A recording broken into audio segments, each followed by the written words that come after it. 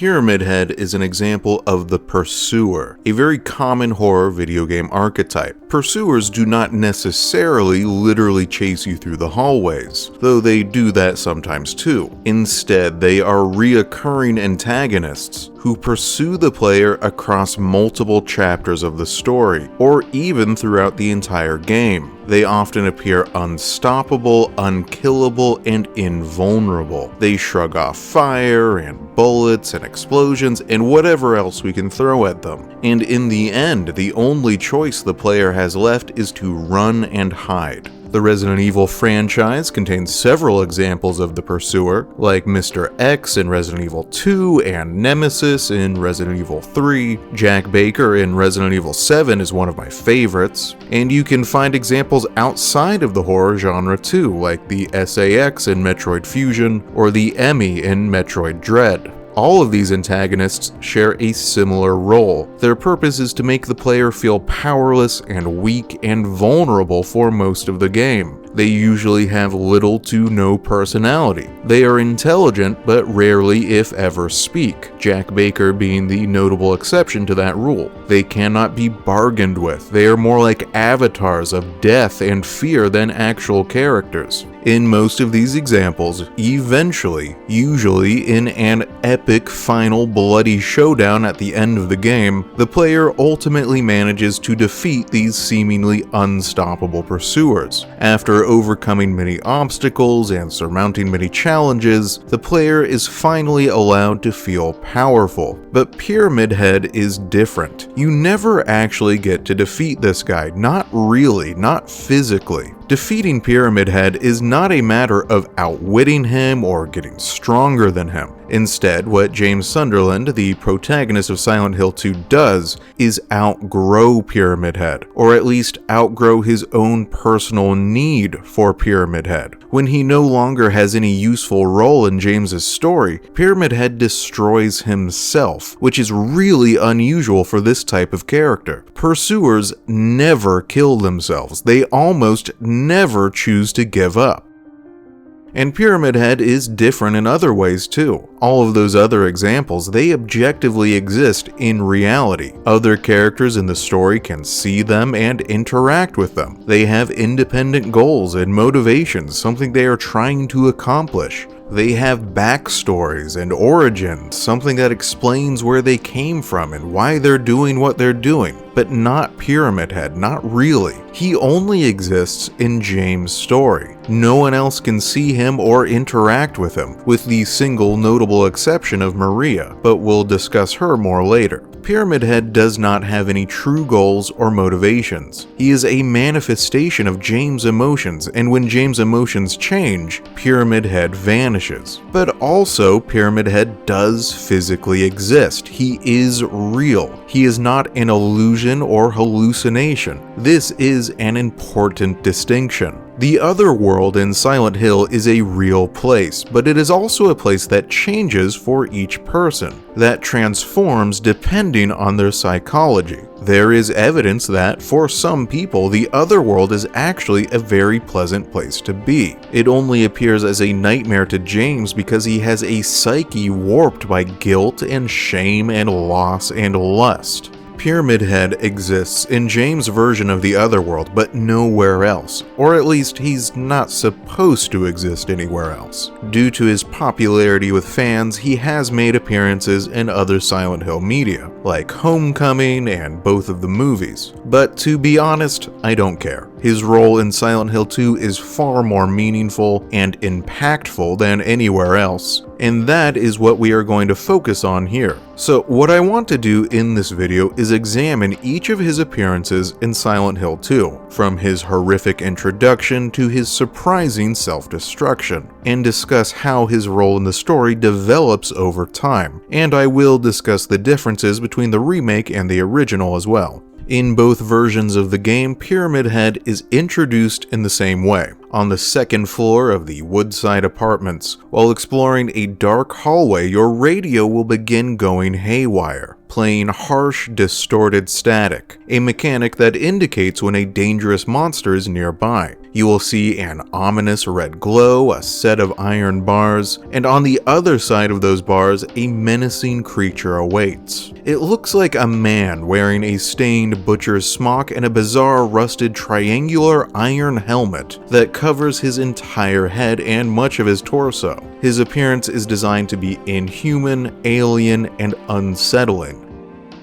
That weird triangular helmet is famous now. It has become one of the most recognizable symbols of the Silent Hill franchise. But back when the game first released, no one had ever seen anything like this before. Most people did not know what they were looking at, and that is on purpose. His visual design is meant to be abnormal and bizarre. The man, if he is a man, does not speak, does not even move. He waits and he watches in total silence. For now, with the iron bars standing between you and this creature, you are safe, but that won't last for long. After exploring a nearby room, you re-enter the hallway to discover that he is gone. I love this introduction because it is so quiet and so subtle. You do not know who this guy is or what he wants, but you already do know, just through the sound design and the visuals, that he is dangerous. And you know that you are going to meet him again, and next time, you won't be protected by a conveniently placed set of iron bars. Now, let's move on to Pyramid Head's second appearance, and this one is by far his most controversial and most confusing. James wanders into a random room in the apartment building and witnesses Pyramid Head assaulting and then killing two mannequin-type monsters. James hides in a nearby closet, and when Pyramid Head investigates, James fires a gun at him. Pyramid Head does not react to the bullets and apparently just chooses to leave the protagonist alone. He moves in this sort of glitchy way, in starts and stops and stutters. And he makes these strange poses, all of which is meant to make him seem more inhuman and alien.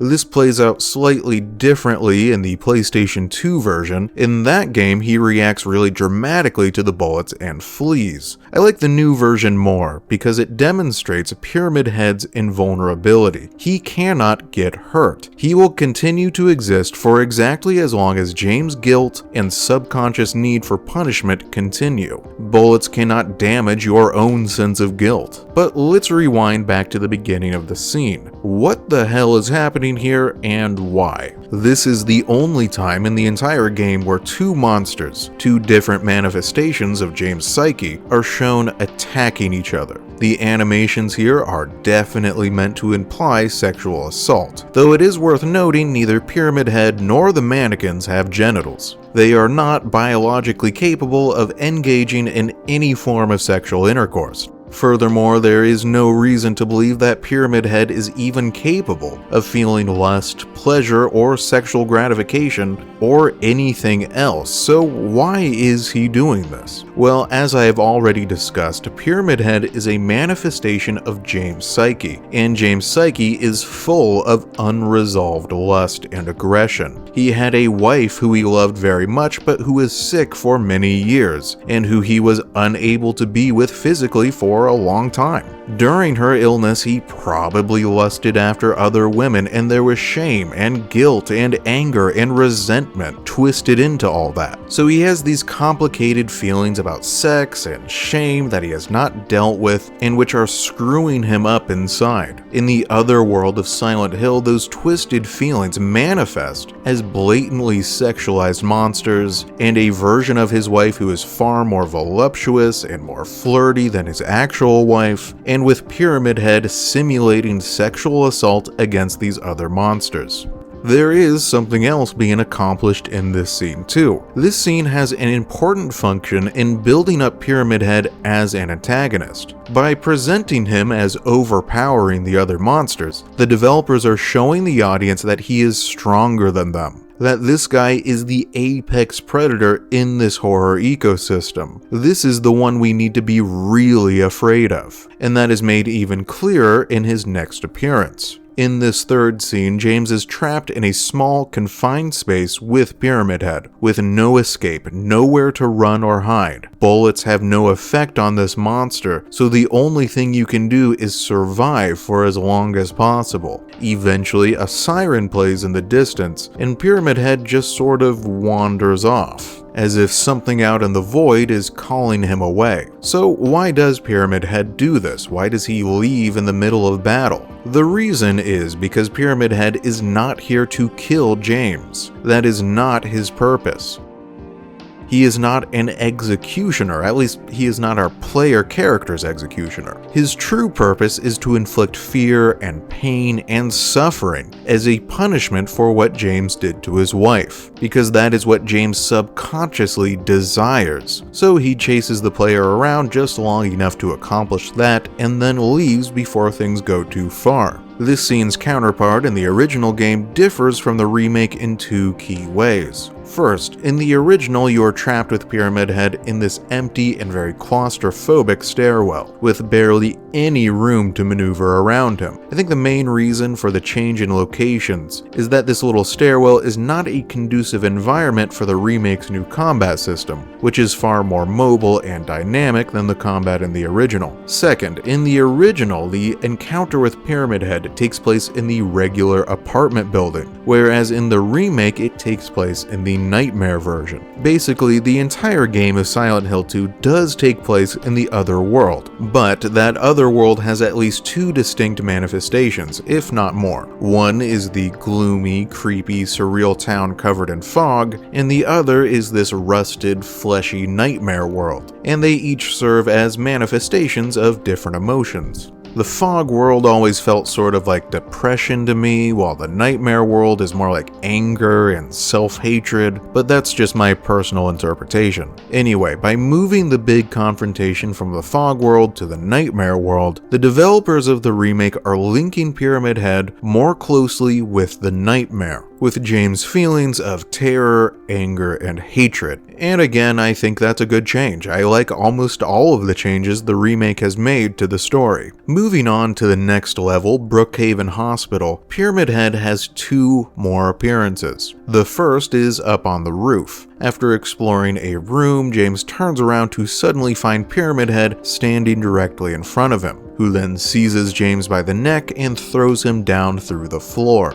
However, Pyramid Head does not actually do any damage to the player character, and in fact, this is really helpful. We are thrown down to an area we needed to reach in order to progress, but which we could not access otherwise. I think this short sequence reveals Pyramid Head's true purpose in the story. He is terrifying, he is aggressive, he is violent, but ultimately he is also helpful. Through his violence and terror, he is actually helping James move forward, even if that aid is difficult to perceive at first. Now, I do not think Pyramid Head is some benevolent guiding angel who just has James' best interests at heart. It is just a manifestation of James' emotions of guilt and aggression and a desire for punishment. However, by being so directly confronted by those emotions, it does end up having an unintended therapeutic effect. However, his next appearance is far less therapeutic. After getting trapped in the nightmare world and reuniting with Maria, she and James move down to the hospital's basement into a series of long, straight, narrow corridors. And all of a sudden, Pyramid Head emerges from behind and begins chasing them. This is by far his most terrifying appearance. It is a high-stress, high-anxiety, high-adrenaline chase sequence where James only barely manages to escape, but not Maria.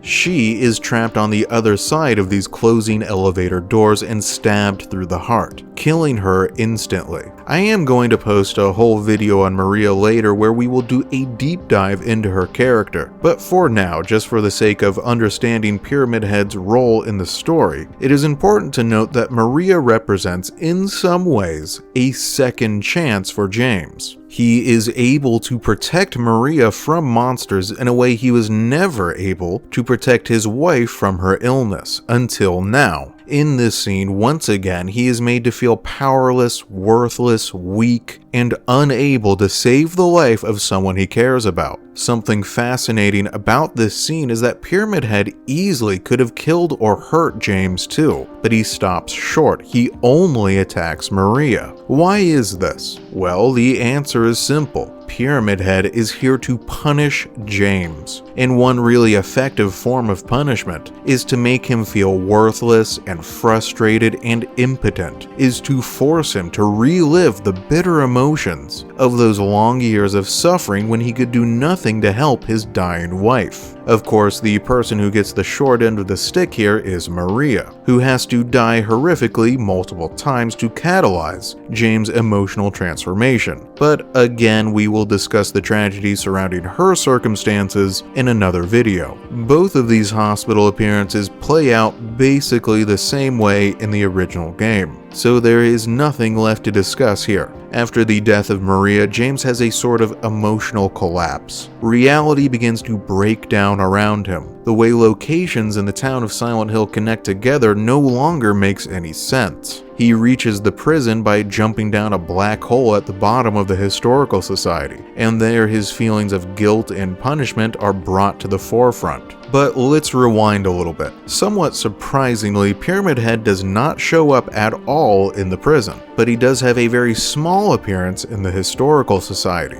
This is a town museum which contains several paintings depicting important events in the town's history, including this one, which is titled Misty Days, Remains of Judgment. And there he is, Pyramid Head, holding a bloody spear and surrounded by bodies hanging in iron cages. Okay, so all of the other paintings in the Historical Society depict real events in the town's history, so it is my belief that this one does too. This really happened. In the lore of the series, the town of Silent Hill has been a site of great spiritual power for a very long time. For that reason, it has also been the site of many strange and unexplained and tragic and grotesque events. It attracts cultists and lunatics. So at some point in the past, executioners in the town really did wear these bizarre triangular iron helmets while performing their executions.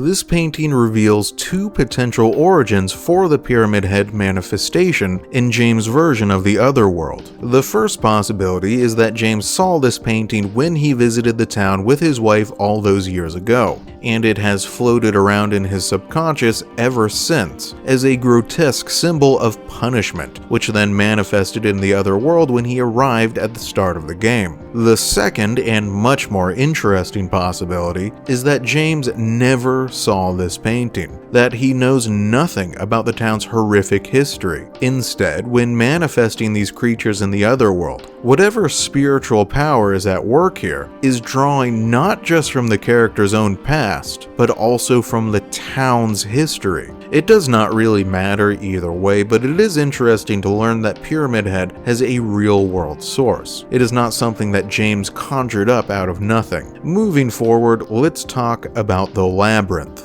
After exploring the prison, James descends even deeper into the nightmare. At this point, it no longer even resembles a real location. The Otherworld has become a twisting and confusing maze of monster-infested corridors, all designed to keep him away from Maria, who has been inexplicably resurrected but is trapped behind a set of iron bars. Pyramid Head can be found here too. He wanders around the maze, serving as an additional obstacle. The remake has added a new chase sequence where James has to push through all these weird glitchy bodies. And in both versions of the game, James is able to acquire Pyramid Head's weapon here, the massive, heavy iron sword. In the original game, it is just a crappy, useless, slow, clunky weapon that you will never use in combat because it sucks, but in the remake it has a different purpose altogether. Here, it is far too heavy to actually be wielded in combat. Instead, James uses it to carve a path through this nightmarish wall of monsters to finally reach Maria.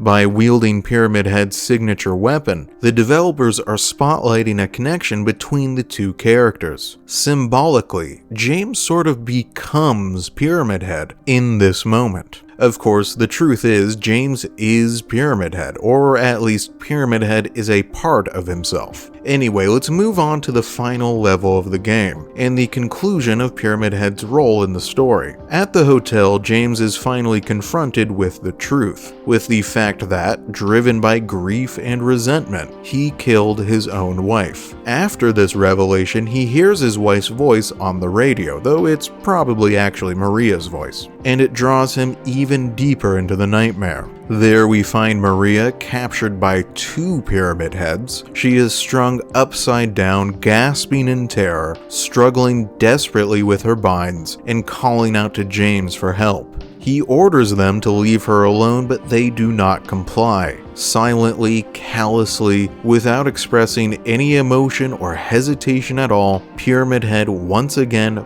brutally executes Maria. In this moment, we are witnessing their true historical purpose, as unfeeling executioners, faceless avatars of death and guilt. Despite being manifestations of his own emotions, James has no control over Pyramid Head. He cannot order it to stop. They keep going because his own desire for punishment is not resolved, and Maria is the one who has to keep paying the price. At first, James screams in frustration and collapses to his knees, overcome by his emotions. But then he slowly calms down, gathers himself, and finally gets control over those emotions. And then he says this: I know what you are. I know why I needed you. But it's all over now. I don't need you anymore.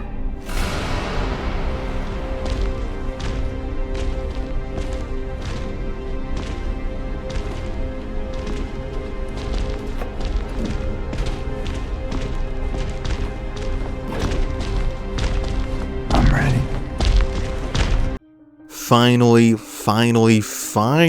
James totally understands what the other world is, what the monsters are, and why these things are happening to him. This is something I plan to discuss more of in another video, but this is a realization that the other two characters lost in Silent Hill's other world, Angela and Eddie, never seem to come to. They are never able to control their emotions, never get the opportunity to overcome their demons, never get an opportunity to make a new choice, to change. Instead, they are both destroyed by their confrontations with the darkest parts of themselves. My point is that the other world is not a benevolent or malevolent place. It is morally neutral, a place of possibility, of both potential destruction and salvation. The other world does not care if it saves the people who are drawn inside, and neither does Pyramid Head. Pyramid Head does not care that James reaches this epiphany. They are manifestations of guilt and punishment, and so that's what they'll do. They will punish him. In many stories, the hero's final confrontation with the villain really serves as a confrontation with the worst aspects of their own character, and that has never been more true than in this boss battle. Here, James is confronting the ugliest and most twisted parts of his own psyche, the shame and the guilt and the desire for pain. He does not actually defeat Pyramid Head. Instead, his psyche transforms. He gains a command over himself that he did not have at the start of the game. And as his psyche changes, so do its manifestations in the other world. Pyramid Head is not killed in battle. He is killed by character growth. Pyramid Head is one of the most famous and most terrifying villains in horror video game history. From his bizarre and unsettling visual design, to his silent brutality, to his weird contradictory behavior, the way he flips back and forth from trying to kill the protagonist to letting us go to destroying himself. seemingly without explanation or reason. All of this has captured the imaginations of players like me for decades now. Silent Hill 2 has one of those stories that sticks with you long after the credits roll, because it is so enigmatic and so strange and so surreal. If you're anything like me, you can't help but asking yourself, what did it mean? Why did it happen that way? What were the developers and writers trying to accomplish here? And Pyramid Head is a big part of that. There are few horror villains who I find as fascinating as this guy, and I hope this video adds something to the thousands of hours of discourse that already exist surrounding this character. I plan to do 2 more videos on the Silent Hill 2 remake, one focused entirely on Maria, and another more general story analysis, following James' entire journey throughout the fog-laden town of Silent Hill. So I will see you then.